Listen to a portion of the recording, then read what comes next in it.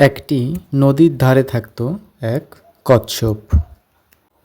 সে খুব ধীরগতিসম্পন্ন ছিল, কিন্তু নিজের কাজের প্রতি মনোযোগ ছিল অসীম।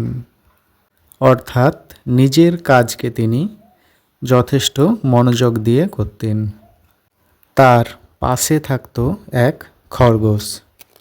সেই খরগোশটি ছিল খুব দুষ্টু ও অহংকারী। একদিন খরগোশ কচ্ছপকে বলল, তুই এত ধীরে চলিস কেন? জোরে চলতে পারিস না? তখন এই কথা শুনে কচ্ছপ বলল, তাহলে একটি দৌড় প্রতিযোগিতা কর, দেখি কে আগে যেতে পারে।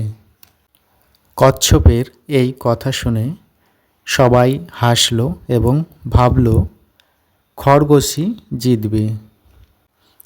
প্রতিযোগিতা শুরু হলো।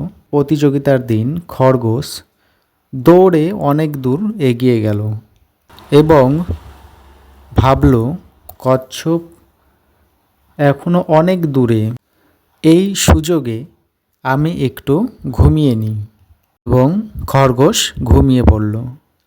অন্যদিকে কচ্ছপ কিন্তু থামল না, ধীরে ধীরে পা ফেলে এগিয়ে যেতে লাগলো।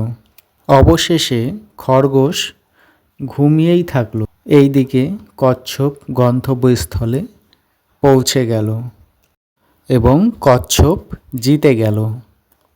তাই এই থেকে আমরা শিখতে পারি, ধৈর্য আর মনোযোগ থাকলে ধীর গতিতেও সফলতা আসে।